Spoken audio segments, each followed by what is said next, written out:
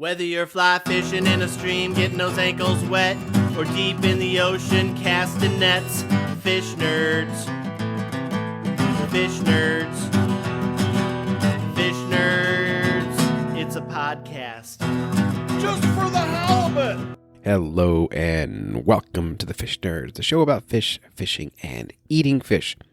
That's always interesting, usually funny, and mostly true. I'm Clay Groves, Chief Executive Fish Nerd, Licensed Fishing Guide, and your best friend. Now, you might hear me whispering because I'm recording this at like 3 in the morning. Trying to get this show together, and I don't want to wake up my house. But I want to get the show out to you because I'm excited about this. So thank you for checking out the ASMR version of the Fish Nerds. Now, there's a lot happening today on the podcast. First up, we're going to do the news. Then, we're going to do a product review of the Deeper Sonar. I know I've been promising these, and so finally getting them out. We're going to talk about a awards ceremony, very important one. And we're going to update you on the gross bait contest and a few other little things. But the news is the primary occasion today. So we're going to open up with the news. And we recorded this live in Kansas. Not at Emporia State. We were driving between Kansas and the airport, between Emporia and the airport in Missouri. And I don't know where we were, but it came out really great. You're going to hear a lot of background noises and stuff, but it's totally good. So here is the news. Okay, Fish Nerds, I'm so lucky because I'm in Kansas. I don't even know what town I'm in. We're on some truck stop, coffee shop. What called that? Was it Common Ground? Groundhouse. The Groundhouse. And John King, crappie hippie, is hanging out with us. That's me.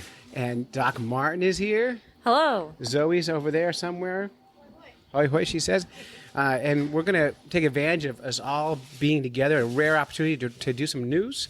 So here is Fish in the News. I love Fish in the News. Everyone loves the Fish in the News. News, fish in the news. Everybody loves their fish in the news. All right, so headlines from Nat Geo, National Geographic. Some rivers are so drug polluted their eels are high on cocaine. That's the headline. And subtitle, Illegal Drug Residues in the Water Could Be Effective Native Fishes. And this is not new information for us, right? We've known. No, this is really not new information. We've known this for a long time, that there are at least drugs or things in the water. Right. That's not surprising. And the eels are especially attracted to cocaine. Like, that is their drug of choice. Oh, yeah, we talked to them a few years ago. We got it all planned out. Yeah, but they like the pure stuff. Back in the 80s, they were into the crack, and now they're back to that purity of the powder. Yeah, I know all about the dry. I haven't heard about cocaine, but I know that the hormones and the downers and all these other things are giving fish strange growths and strange moods. And so here we go with Eels Up All Night. Eels Up All Night, right. They're making bad decisions. I love it. All right, critically endangered eels hyped up on cocaine could have trouble making the 3,700-mile trip to mate and reproduce. This is what new research is warning. And while societies have long grappled with ways to cope with the use of illicit drugs, less understood or downstream effects of these drugs might have on species such as eels and the aquatic environment. So in the name of research, scientists pushed cocaine on European eels for 50 days in a row. I love the phrase, pushed cocaine on eels. It sounds like they're like hanging out and like, hey, eel, come here. I'll give you the first taste for free. That's how it's done, man. That's how it's done. And then those poor eels are now broke. They're stealing from their moms. I mean, they just can't. I can't keep up with the habit. So for 50 days, what happened was, and we read this already, but the researchers took these eels in a tank and they gave them the exact same amount of cocaine they were finding in the Thames River in England. And so the water in the tank matched roughly what they were seeing in the Thames River. And they had, of course, a controlled tank of eels that weren't getting the fun stuff. You know, the boring eels. They were called the squares. Did they get? I don't think so. In the actual article, I'm sure they do in the research paper. Do they give concentrations of any of this stuff? They don't actually give the data. So. Okay, no. I didn't think so. Like, that's a good question. So this is the problem with doing any science with Doc Martin around. Yeah, National Geographic is for people like me. Yeah. They kind of dumb it down a little bit. So a lot for people like me. Yeah. So we all know the history of European and American eels. They're the same population of eels. They're all born out in the Sargasso Sea. And so they're really concerned about how this impacts them. The eels are vulnerable to trace concentrations of cocaine, particularly in their early lives, according to the researchers of the study published in the Science of Total Environment, which I've never heard of that. It's the total environment. Total, man. Well, they're on drugs, right? Total. Totally. Data shows a great presence of illicit drugs and their metabolites in surface waters worldwide, says Anna Capaldo, research biologist, University of Naples, Federico, and the lead author of the study. She adds that water near densely populated cities is even worse, with some research showing particularly high concentrations in the Thames River, which is where this study is kind of focusing So on. again, high concentrations in comparison to what? What is a high concentration? Right. So that's my. I'm sure the research paper did it. Now, but I don't Nat know the Geo answer. is their audience is not Doc Martin. Their audience are people like me with a fourth grade education. Yeah, and they got people out now making eel stew, expecting to get high, and so on. No, we've now increased the street value of the eels. Capaldo and her colleagues put eels into water with very small levels of cocaine, about the same amount found in the Thames River. They So found, is it small levels or is it high levels? Because that's contradicting right there. Sorry. well, so the way Zoe loves you, by the way. So do I. So the actual amount in rivers is a small number, but it's high. Compared to zero. Which is what it ought to Right. be, because cocaine is typically not naturally found in streams, right? Right. Yeah, I know that, but I'm giving them a hard time. So they found that eels appeared hyperactive, but showed the same general health as drug-free eels. That's why I assume they had a control group of the drug-free eels. Probably. But their bodies told a different story. They found that the drug accumulates in the brains, muscles, gills, skin, and other tissues of the eels. The muscles of the fish also showed swelling and even breakdowns. And the hormones. Go ahead, Doc. Just jump I just in. have a question. So, Yeah. I just wonder if the accumulation happens. Is that a permanent accumulation, or there's probably some time period where after it gets in there and then it would go away? I Well, would let's think, talk but- about this, because after they did all this testing, they did have them drug-free for a period of time to measure those results. Oh, okay. So they Yeah. did. Yeah, I just need to skip ahead a little bit here. So they called it a... Well, I think the bad thing about it is that they're stuck in the river. So where are they going to find clean water to ever get clean? You know, Right, you they can don't- quit doing coke, and but if you're stuck in a river and you got to breathe river water, you're pretty much screwed, right? That's true. I'm stuck in my crack house. I can't get out. I was going to go clean, but all I got was crack. But I guess when they get out to the ocean, they get a chance, for a few days anyway. But then they have plastics to deal with. And that's where they go to spawn. So that's where they really wanted it. But okay, never mind. Yeah. Now, the real fear they have is they worry about the cocaine mixing with their dopamine receptors or cortisol receptors, and allowing them not to be able to build the fat up they need to true their migration at all, or what they need to spawn. So they're really worried about what's going to happen. They actually don't know anything. They're just preliminary measuring. So they probably got a grant. Justifiably concerned. There you go. Emma Rossi, a senior scientist at the Carey Emma Institute. Rosie Marshall. Rosie, you know this lady. I wouldn't say no. This Like is we're a not colleague. friends This or is anything. one of Doc's colleagues. Yeah. So can I have a story? Let me tell you what she said. Okay. And then we can hear your story. Emma Rosie, did I say it right? Yeah. All right, is a senior scientist at the Carey Institute of Ecosystem Studies who was not involved in the study. She says that Capaldo and her colleagues used environmentally relevant concentrations of cocaine in their research, so that's good. She says the cases where drugs are involved, it might take a much higher concentration to kill any organisms, so they're not going to OD. So you worry about that, John. But even low concentrations can still have an effect, especially in terms of things like predator and prey interactions. Now you can talk about her. Okay, so I know she used to be at the University of Notre Dame, and I know the fans that have listened for a long time know that I come originally from Indiana, although I live in Kansas now. And I don't actually know her. I don't think she has any idea who I am at all.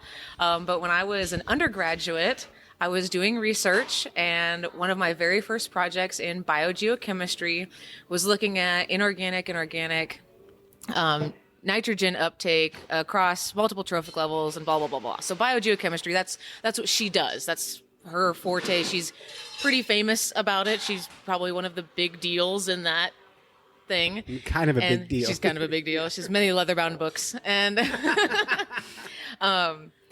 all I remember is I was so excited because this was my very first international conference as an undergraduate. So that was a really big deal for me. And I was giving an oral presentation in front of a really big audience. I had over 80 people there. It was really exciting. And all she did was she sat in one of the first rows and talked and laughed throughout my entire presentation. So she was rude to you. Yeah. And she probably has no idea it was me, but I happen to know it was her because she's, a well-known person, and it really hurt my feelings. That's my experience. Oh, well. Man, that stinks. Yeah, that does stink. But a bitch. I'm sure she's really, really nice. It's funny. You wonder, though, in your life, have you ever been that person? Oh, I'm sure I have. And you Absolutely. you have no idea that you hurt someone's feelings in that way, and they carry that chip on their shoulder. Poor No, Doc. there's no chip. It's just the Doc memory. is so mad. Like when this name in our research earlier today, this name came up, and Doc started yelling, face red, tears coming out of her eyes. That's not true. Totally scary. And she's So. I can't even imagine Doc mad, but I'm sure when it happens, it's something to behold. Oh, show her some bad research. You will see it. Yeah, actually, I have done some recordings for Clay about bad research that got me really upset, and I wouldn't let him air it on the podcast. Yeah, That's definitely happened. It's next level. Yeah, I remember the flat earther thing. All right. Oh yeah. This comes up daily. So to wrap this up, Anyway, they yeah. did try and detox these eels for 50 days. And they found no change in the animal's physiological change once the drug damage was done. The drug damage stayed 50 days after they were done doing drugs. So and they don't know the implications or what's going to mean. This is all just like, it could mean a lot of things or it could mean nothing. Can I ask Doc a question? I mean, is 50 days enough for an eel to recover? I mean, what's their growth rate? What would your expectation When you do be? cocaine, Doc, how long does it take you to recover? Well, I don't know the answer to that question. I guess it would depend exactly when in their life cycle it would hit. Is this something that they're getting and then it's going to impact them leaving to go on their migration? Is it going to have long-term effects on their reproductive ability? Or is it just like, hey, we found this, there is damage, but it actually doesn't do anything? I mean, that's a possibility where, yeah, there's some increased levels. Maybe there's some physiological effects that are measurable. That doesn't necessarily mean they're biologically relevant. So I know they say high levels or low levels or whatever they do in the National Geographic article. I'm sure they're much more specific in the research article. But I wonder, whatever the concentration is, if they say it's high or higher, I mean, is this like a 0.001 increase? Is this a 10-fold increase when they're affecting behaviors of things like, something's happening in the brain or production of proteins or stress hormones or whatever it is?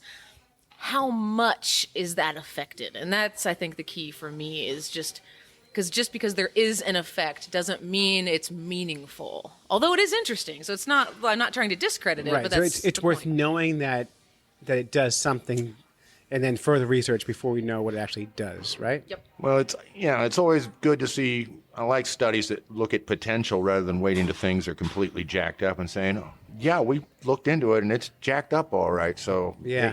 no need to wait. Right. Yeah. It's definitely better to look now and say, oh, hey, this could be a problem in the future. We need to start working on it than being like, oh, hey, guess what? We don't have eels left. Well, and that's the whole problem with this thing is the only solution would be to either A, we have to all stop doing cocaine and we all love it so much, or we'd have to have better water treatment from wastewater plants. I mean, that's the only two solutions. The first one's not going to happen because we just love it, but the second one is possible. We don't, Joey. It's a joke. So, And that's sort of a literary we, not an inclusive Oh, no. me we. you want to know why I'm so high energy? I'm going to tell you a secret, John. He's not drinking coffee. That's funny. Okay, next up from Men's Health. So you know it's going to be good, Doc. Man tries to cure constipation by putting a live 20-inch eel up his anus. Doc, what's the science behind this? I don't. It's got to be cocaine related, right? Gotta be. He told doctors initially that it just swam up there all by itself.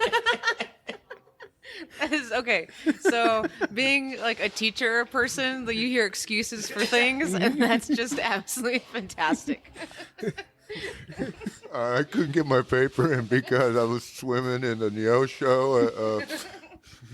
And all of a sudden, an anus appeared. I just want to. I might read. I don't know if you bother reading the article, but I just want to know. Like, first of all, how long do you have to have an eel there before you decide I have to go to the doctor? Oh my God. I've made a huge mistake. I made a terrible. What was the exit strategy? Well, yeah, I mean. So anyway, I'll read it. I'll read some of it. We'll see how far we make it. A Chinese man had to undergo emergency surgery to remove a live eel from his intestines. and he told doctors that he had put the eel up his anus in order to cure constipation. Zoe, have you ever been constipated? No, No. You know what that means? it means you can't poop. It means you can't poop. And when you can't poop, do you think, maybe an eel? No. Okay. I think how many other things did he consider before landing on the eel? Like, was eel his first try? Yeah, I was like, gotta have an eel. Well, I was like, imagine some guy in his apartment looking around. Okay, I can't poop. Okay, what do I got? I got goldfish. No. I got lionfish. No. Eel. You know, the third choice. Well, maybe he knows a lot about eels because at your seminar you talked about how eels will swim through underground caves and swim across the road. And, that eel was clearly trying to find a way out of there. All the way up into the intestine. Good times, right? So, anyway, according to an article published by The Sun, the man had been experiencing constipation and was told by his friends, I bet his friends had a great time with this, to try this folk remedy as a cure. This is from Men's Health. Heads up, there is zero scientific evidence to back up that an eel would do anything for your digestive system except wreak total havoc. I do have some advice for the man, is that he may want to look into some new friends. Well, I'm not going to read I'll the learn rest. what just kidding means. Yeah.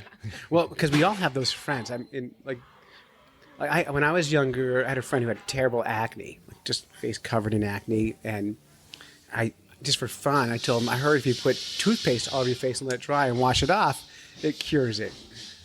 And, it's just something that's always worked forever. And, I had beautiful skin like I always do. And so he went home and tried it. And the next day he was so mad at me. And I couldn't stop laughing. And so I can imagine a scenario in my 20s where I might You're have the said, friend. I am that guy. You're the guy. Not the guy. Right. You're the friend that I'm gives the the advice. instigator. I'm the guy who says, yeah, eat that slug. It tastes like bananas. I'm that guy. Yeah. So that's news, Doc. That is News that is you can news. use. Yes. What is the actual real cure for constipation? Good diet, hydration. I found it this morning. I mean, do we really? I mean, this is getting away from fish and fishing, but It all goes to one place. glycerin suppository. I mean, really. No, I went to in Kansas. I had this restaurant called Brahms. I know the cure. And, Yes. and their coffee was the cure. Like I thought I was going to die this morning. I broke. Thank God Donald Trump's president and changed all the EPA regulations, because the laws I would have broken 2 months ago, All right, next up. Killer whales are murdering great white sharks and ripping off their testicles, among other things. Do you know what testicles are, Zoe? No. Okay. John, you want to explain? One of those great, funny words. Yeah. Well, you've been in Kansas a while. You ever seen a pickup truck going down the road with with the little thing swinging off the bumper there? Truck nuts. When they talk about Franks and beans as a euphemism for a man's junk pile is parked. Yes. Yeah. Yeah, So you don't you have got to show us, Franks, yeah. and then you got beans. What do you think testicles are? Okay, now you know. Okay, you don't have to touch They're the Frank that. or the beans, right? I'm glad we had this talk. Thanks, John. Killer whales living off the coast of South Africa are really living up to their name, as they're currently brutally killing and mutilating great white sharks. Anthropomorphize much? Killer whales are murder great white sharks, ripping out their livers, stomachs, and horrifyingly enough, their testes. Talk about adding insult to injury. It's hard to believe the king of the ocean would be so viciously attacked by another creature, but scientists say it's not surprising. Yeah, so if we had not gonna read video the of rest. this, you would have seen me shake my head and roll my eyes while Clay is reading this. Immediately, Doc starts saying, Clay, that's what all animals do. Yeah, eating. That's why you're laughing. Yeah, because eating is an act of vicious violence, right? And nature's like this. It's not cruelty. It's not cruel. It's just what they do. Well, and most animals start at the crotch. I mean, that's just, a weak point and a great place to start. I don't care if it's a coyote or a wolf or whatever. That's a very vulnerable place. But what's special about great whites, Doc? So, special about the liver, you Yeah. mean? Yeah, so the liver is basic fish anatomy. So your bony fishes, stuff that live in freshwaters, a lot of them, not all of them, have gas bladders. That's how they are buoyant. But sharks have livers, so Zoe they're has full a of gas oil. bladder. But sharks don't have that, so they use fat and oil in their livers, and that's how they maintain buoyancy.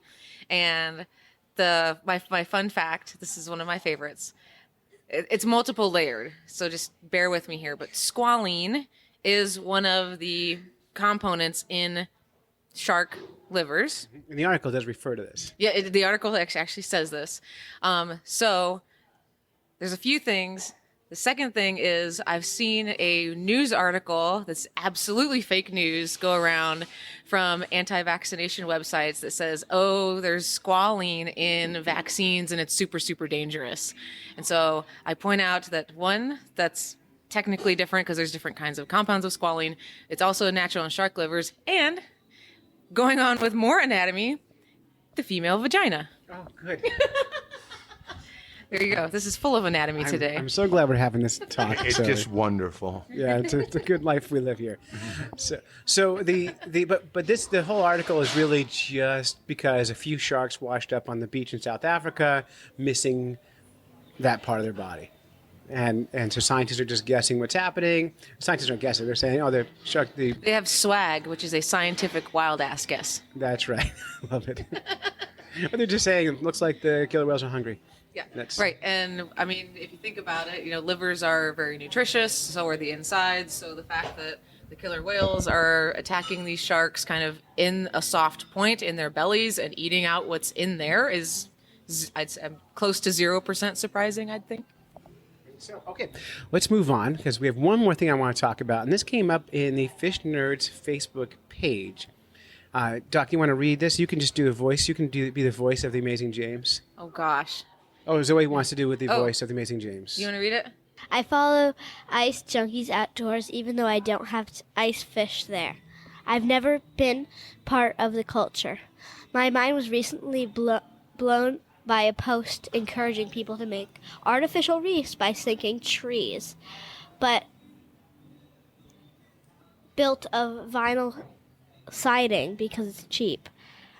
It would be It was a surprisingly popular idea based on what I read, and I got sucked down a rabbit hole of discussion threads on why it's not actually a good thing to put up plastic in public waters. Apparently, though, there are some places where DFG allows it.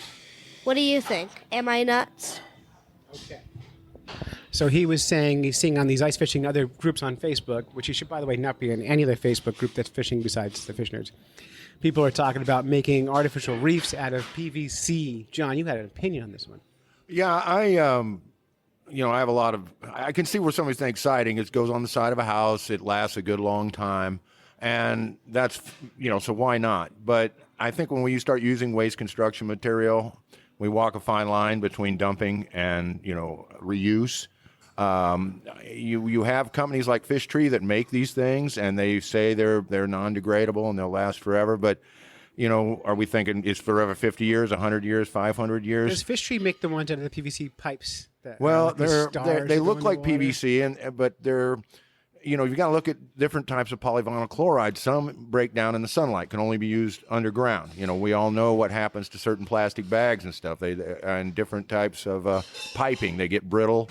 A lot of PVC that's meant to go underground will get brittle and just start to crack and break apart. Obviously, theirs don't do that. I'm not going to attack Fish Tree here or any others. I would screw those bastards. Well, I don't know enough either way, but I was real careful, because people are trying to make a living here. But I would prefer to see people use natural because, here in Johnson County, we have a big construction boom going on. I drive by a pile of burning trees every other day. I wonder when we talk about, people tend to look at their own lifetime. But we got to look at, hundreds of lifetimes on down the road. And do we really want man-made stuff in the water when we could have natural stuff in the water? Yeah. Because it all comes back to convenience. The Fish and Game here even puts plastics trees in because they're like, it saves them on manpower. But as, the dead Kennedys, give me convenience or give me death. I think sometimes we're choosing death when we go with convenience. Yeah. So it's a lot better. And so in places like Kansas where you don't have natural ponds, you're kept to create, it's a man-made pond, you got to make all the man-made habitats. You're kind of forced in that direction. Most of the country, we have all these natural big lakes, and you see this happening. It becomes a big concern. Now, we have to start, though, by defining what is pollution. Because is using natural stuff polluting, or is it only using unnatural stuff? Well, I think that's an excellent question. And once again, we talk about, down the rabbit hole. One problem the Fish and Game Department has, they pile so many cedar trees in one spot that they smash down after a few years to where there's no habitat space in them. So now you just basically are creating pollution. You're just creating a big wad of organic material that's going to suck up oxygen as it decomposes. And, that to me is pollution through error.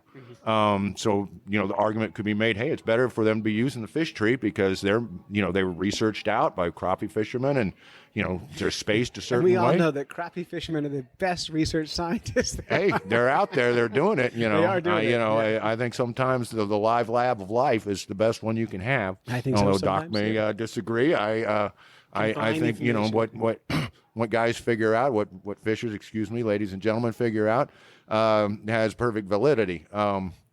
So you can, you certainly can argue back and forth, and I'm fine to listen. We don't have to get nasty about it, but I'm kind of a natural, nature boy type thing. I cut a lot of firewood. I have a lot of brush. I use brush in my pond. I know I'm going to have to replace it, but talk to me when I'm 78 years old. I'm tired of cutting and dragging brush and just want my crappie to stay in one spot. I might have a different opinion. Right, and ultimately, that's the goal. The goal of most of this stuff is not to create when people are doing it themselves for fishing, they're not creating real habitat like a real reef. They're creating a spot to keep the fish in their spot. And that's really the difference between creating a reef for habitat and keeping a reef for fishing, for under your ice shack. Now, the PVC ones that you were talking about, they're like tubes. The big advantage of those for fishing, and the reason people like those so much, is you're not going to snag on them like you would. And then the question is, are they better because you're not snagging, so you're not losing your monofilament and your tackle under the leg? Do people retrieve them every season and clean them and put them back in? So that how we're using them probably matters more than anything. That's an excellent point, because here I am. I have a lead-free fishing company. I don't want lead in the water. Mm-hmm. And you lose a lot of bugs when you fish in natural cover. And, of course, we get into that fishing ethic, but that fishing snobbery. Real crappie fishermen can feel that jig go through the brush, won't lose a jig. Yeah. I think, first of all, we all know once you're on that level, you've done it so long that I'm not on that level. And so I understand why people love to use them. And I do have buddies that put them in the slips, put them in the docks in the wintertime, and then they pull them out and clean them up, store them, and, take good care of them. So it's an excellent point. I'd like to see them like umbrellas. So, you drill your 6-inch ice fishing hole, and you got this stick you put down, you pull a lever, they pop open under the ice, you fish for a few days, you drill your hole back, you pull it back up again, and move on. I think that portability to me seems the way to go if you're going to do it. But we just talked about this in the car, and it seems like anything you add to a lake, probably pollution at some level, depending on your point of view and where you're coming from and what it does long term. So be careful and check your local laws before you throw anything in the water, because that's most states it's illegal. Right, so you have to do it at night. But and Doc is sitting here, she's being silent, but I would like her to chime in because it really is something you've got to think of the whole. This is the great thing about hanging out with younger people because they get you to think of the whole freaking picture, and don't get mad, hear everybody out, and really consider the other side. So, ultimately, what is pollution? Profound question. Excellent. Doc, what's pollution? Yeah, this is a great question. So it's like asking what is a fish, right? So there's different definitions depending on exactly what you want to know. And I know everyone that listens to me is always like, it depends. Haha, that's always my answer. That's right. But it is. That's right. That's right. Exactly. In general, I tend to be pretty, I guess, liberal in my definition of what pollution is. I would prefer to consider certain things pollution that may or may not really be pollution because I like to err on the side of caution. So, is it really hurting the environment if it's something you put in there? And I think in this case it's temporarily. You stick it under the ice or whatever for winter. It's made of PVC. You can pull it out. Probably that's not really a big deal. It's not sitting in there. How many of them you put down there and they get lost or they fall away or whatever happens. I also wonder just basic wear and tear over time.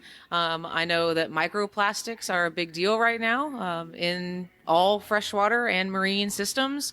So I wonder just if these are getting bumped and knocked around, how much are they contributing to something like that? And I don't know the answer. So is it a good thing or a bad thing? Am I going to say do it or don't do it? I'm not going to do either of those things. She's saying she's actually saying don't do it. I'm not going to do it. She won't do it. And by the way, you must have said microplastics to me in the last 4 days 30 times. I know. I'm really excited about it. You're doing some research on microplastics. I am. Aren't Yes, you? that's correct. Do you want to quickly share what you're doing? Okay. So I've been keeping it a secret because I wanted to. It's for my students, and if you follow my Facebook, I'm having my students do a project this semester. They're mostly freshmen, so they're 18-year-olds. This is one of their first biology classes. And they have to do a research project. And I decided that instead of getting in their little 4-person groups and if I have to read another presentation about which kind of bread molds the fastest, I was just going to rip my hair out. So I thought, let's do some real science, something that they can go out, actually collect, and do all of the steps. So I think my father sent me an article on microplastics sometime in early August. And I read it and I was like, first of all, that's really interesting. So it's something that's relatively new that people are hearing about in the news, which is cool. So the students might be aware of that, maybe. If not, there's plenty of recent articles across multiple news sources that are talking about this so that I can show them that it's something that's current. And then I went and I downloaded a paper with really meticulous methods and I just read through it. And it turns out it's not very difficult, which is also good if you're working with freshmen that don't really know what they're doing. And so, we've been working on this project all semester. I had them go out and sample different places across the entire state. I helped them do the processing of the samples. And then we sat in lab. And after we finished our actual lab, we sat down under microscopes and they quantified all the little microplastics from their own samples. I'm going to help them with data analysis. We do some chi-square and t-tests in class, but this is going to take something a little bit higher quality. I hope everyone's keeping up. Yeah. And then they have just gotten they've had to find a peer-reviewed PDF. So we talk about what peer review is, how to know if it's a credible source, which is a very important skill. And they just turned in their summaries of the article that they found today. So they actually have to read it and understand it. And that's the hardest part. And then I'm going to write up a mock manuscript, like a real scientific manuscript with exactly how you would do it for submitting to a publication. I would actually hope to submit this probably to a local publication, and all of their names are going to be on it as long as they have done all of the work. And they their final project then, instead of them sitting and trying to write some article that never really turns out very well because no one knows what they're doing, they have to edit mine. So they have to read my article and they have to point out things that where I've made a mistake or, hey, this information doesn't make sense. And so they have to kind of still critically think. And so that's what we've been working on all semester, and it's just going to wrap up in the next couple weeks. That's so cool. And I'm telling you that students who get you as their freshman first science teacher in college are lucky to have you as their teacher, because they're going to come out with, if they get through your class, which they will, they're going to come out with this passion that you deliver. Like when you're with the kids, you're so excited about everything you do. And that's really, I think, the critical thing you're teaching. The thing that all teachers, I don't care what level they're at, are missing if they're not doing it well, it's that passion. And so nice job, Doc. And it's been fun hanging out with you too this week. Yes, this has been really fun. So thanks for coming out. All right, Crappy Hippie, you want any final say here? Any final parting Well, thoughts? just thanks for letting me in on the party. I'm so tickled that you came out here to Kansas, and I find it believable yet unbelievable that you have these little concentrations of fans, and got 3 correspondents right here in Kansas. So I'm so glad fate, brought us all together. I cried a little bit the other night when I saw everyone in one place. Because to me, the Fish Nerds is a passion project. It's something I do because I love it, not because I'm getting rich from it. And so when I have people who care enough to show, it's true. But when I have people who care enough to show up and just be there, to me, I'm so touched. Clay's crying right now. Yeah, really, do you see This this? is real tears. This is not a joke this time. I get really genuine. It's genuinely a passion project, and that's me. So I love all this stuff. So thank you guys. Oh, you're welcome.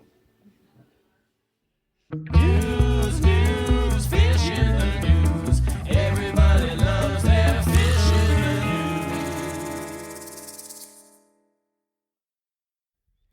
All right. That was totally fun. We are back. Okay, now it's time for a product review of the Deeper Sonar. Now, we'll start with a little description. You can get this thing at deeper.com. They sent it to us, which is really nice. We appreciate that. Anyone who wants to send us free stuff, we're all in. We can't promise you a glowing review, but we can certainly test your stuff out and talk about it on the show. So I was sent the Deeper Sonar from deeper.com, and here's what I think. First of all, here's a description from their website. You control, map, scan, and catch with Deeper Smart Sonar Pro, then use it as an ice flasher in the winter. This versatile, powerful fish finder scans down to 260 feet using a rock-solid Wi-Fi connection to send detailed sonar data direct to your smartphone or tablet. Mark fish, locate structure and features, map out any water from your kayak, boat, and start fishing smart with Deeper Pro. And when you get the box, it's just a cool little box, and it has a very badass looking black ball with a fuel charging cable. So not a lot of parts, which I like. And it charges up quickly and is ready to go. You're going to need to download the Deeper app to your phone, which is free. I was tested this out on an iPhone 6. And full disclosure, I got this at the beginning of the summer. Now, Rich Collins, our fly fishing correspondent, had one last winter, so I have used this before. This is not my first time. This is not my first rodeo. But let me start with open water, my first impressions. As soon as I linked it to my phone and tossed it into the lake, I tied it to the boat, of course. It started working. And I was super impressed with how easy the screen was to read. And like I said, it's a graph style screen. And I found it much easier to read than the Lowrance thing I have on my boat. The Lowrance I found if I was reviewing that, I would be a good review, but I hated it for a long time because it was hard to use. This is easy right away, which for a dumb guy like me is great. So immediately, I was feeling, totally winning. I saw structure, I marked fish, and I easily figured out how to catch more fish. So a pretty good review so far. And I know a lot of guys who use these out of their kayaks, and they love them. And you can buy this fancy extender bar. So instead of having it float in the water, you can have it attached to your boat, like on this arm, so it's more solid. But they're pretty good right out of the box. Now, let's talk about ice fishing. Now, the first time I ever saw these was on the ice, like I said, with Rich Collins. And we were using it in the flasher setting. It's kind of good. You just toss it right in the fishing hole, and you set the flasher up, and it works. You can set your screen to split. So, flasher on one side of your screen, the other side could be your graph, which I like that. And it marked fish and your jig the same as like a Vexlar or a Hummingbird. And for $200, not bad. I mean, it's pretty good. And the other thing cool about it, when you catch a fish, all you have in the water is a circular ball. There's no strings, so you don't need to pull it out of the water when you catch and release a fish, it just rolls out of the way. You catch a fish, it rolls back in, and you're good to go. So pretty good. Now, here's the downside. The downside is nothing to do with the deeper sonar at all. It's more to do with your iPhone. Anyone who ice fishes with their iPhone, not using it for bait, but using their iPhone on the ice, will tell you they take it out of their pocket, the cold wind hits it, and what happens? It shuts down. iPhones hate the cold. So you're limited on your use with your iPhone. I don't know how it works on Android. I don't have an Android. I'm not tech savvy enough to learn two things. I'm good at the iPhone, so that's what I use. So I'd love to hear what people think about it with an Android device. Now, there's some workarounds. You could have your iPhone on a charger. You could tape toe warmers, the little charcoal packs behind your iPhone, see if that heats up. You can use it inside your ice fishing shack or use it just on nice days. But I mean, overall, it's pretty good. That's not a dig on the deeper. That's a dig on the iPhone. So a bad review for iPhones in the cold. The deeper worked good. Catch a lot more fish. Way cool. I think overall, I love it. And I think that if you know a kayak angler or ice fisher and you want to get them into a versatile sonar that they can use, $200 is not bad. I bet they're a ton of fun around docks too. Like imagine going to one of those big jetties or big docks on the ocean and tossing in there and seeing what's happening under the water, or using it like just around your regular boat dock and seeing what's going on in the water. So a lot of fun, a lot of good potential for this. You can get yours at deeper.com or Amazon or wherever things are sold. They're available everywhere. And $200, not bad. It's really hard to justify. A lot of people love the $600 flashers. I like them, but it's hard to justify spending that kind of money for most people. So $200, you're in a winning situation. So good positive review. I'm going to give it 5 fishies. Okay, so we took a week off 2 weeks ago. We did the Ada Zombie rerun show, Zombait, and we were talking about gross baits. And I decided to run a contest, the gross bait contest, and we're giving away a Fish Nerds beanie. Now our beanies are made out of 100% pure fur-bearing trout fur, and they're lined with the fuzz of a bearded Atlantic hagfish beard. So you can't get any warmer or cozier than that. And you could win one by calling 607-378-FISH and telling us your name, of course, and tell us about where you're from and the grossest bait you've ever used. Give us a little story. Here's an example from Paul Chomo, and Paul Chomo makes the Varmints podcast. Chief Executive Fish Nerd, Clay Groves, this is your buddy Paul. How are you? Hey, you wanted stories about gross fish bait?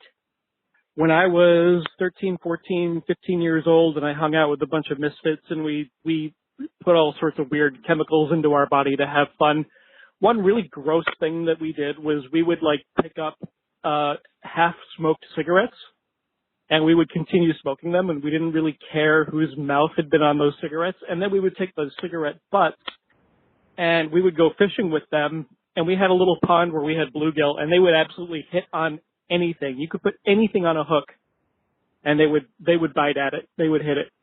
And so we would take these little cigarette butts, and we would chop them into little bits, and we would put them on a hook, put a little lead sinker on there so that they would go to the bottom. And we caught bluegill, we caught catfish, we caught gar on double used cigarette butts. Yeah, so there's my gross fish bait story. I'm sure other people have much nastier fish bait stories, but there's mine. Bye. Simple. Call it in. Leave it. I'm going to run this probably till mid-December. Right now we only have 3 entries. I'd like to get about 10 or 12 entries. Make it worth doing. So give us a call. You can win this Fish Nerds beanie. And if you want to get a beanie for yourself, I don't have a sales page for these set up right now. So if you find me on Facebook Messenger, on Twitter, or the Instagrams, I can send you a link to pay, and I can send you one. I have hot pink, I've got black, I've got green this year, and they're super warm and just perfect for Christmas and for nice warm heads. I love. All right, as you know, this podcast is funded by you, our listeners. We're over at patreon.com. Quick update. We have all these awards levels. I just sent out the top level awards, the Fish Nerds beanies. I just ordered a new batch of Who Rags. So all you $2 donors who are waiting for your Who Rag, they're coming. I just have to wait for them to come in. Looks like they'll be coming in late December, early January. As soon as they come in, you're going to get them. And of course, everyone's going to get decals. And of course, Christmas is coming, and we do our annual Christmas cards. And the only one who get the Fish Nerds Christmas cards are those who have been on our effing good list, which are Patreon subscribers. Go to patreon.com/fishnerds and help us crowdfund this show. We're hoping everyone gives us $1 an episode. If all of our listeners would do that, I could quit my job and be a full-time millionaire podcaster, or at least I'd have dozens of dollars. So head on over and do that. If you donate at the $25 level, I will mention your business on the show. Our friend Josh Lopes at lopestax.com does just that thing. And now I mentioned his business, so that's it. Go to patreon.com/fishnerds. Okay, now finally, we are bringing back the Pescademy Awards. I first wrote this award. I made these awards back before the podcast was even born. And I was going to do it annually. And we did it 1 year in our writing and never did it on the show. So now we're bringing it back. If you're following along with us on the Fish Nerds podcasting group or Instagram or on Twitter, you will see this come up. I'll put a link here on the show notes for episode 213 so you can link to it. And about 10 categories. You pick the best podcast, the best YouTube channel, the best Facebook group, whatever. And we'll run it for 2 weeks. And those will be the nomination phase. And then after 2 weeks, we'll eliminate a whole bunch of stuff. And the finals voting will begin. So stay tuned for the Pescademy Awards. It's a huge gala event coming up either January or February. We'll make a big deal about it. We'll have a great time. There'll be a red carpet. There'll be top hats and all the fun stuff. So go to fishnerds.com and click on episode 213 show notes for a link. I'll probably put better links on the site somewhere too, so check that out. All right, so that's it. You've listened to a bunch of Fish Nerds when you should have been fishing. We would like to thank our families for supporting us while we podcast. Go on Fishing Quest and do the silly things that nerds do. Super special, big, happy thanks to the crappy hippie. You can find his lures at glasswaterleadfreelures.com. And you can find Doc Martin at our Fish Nerds Facebook group. And of course, we want to thank our friends over at Emporia State University for hosting us there last week. We love them. And of course, heck of a big thanks to the whole state of Kansas for being just so nice. So until next time, follow the code of the Fish Nerds. Spawn early, spawn often. Never trust a free lunch with strings attached, and swim against the current every chance you get.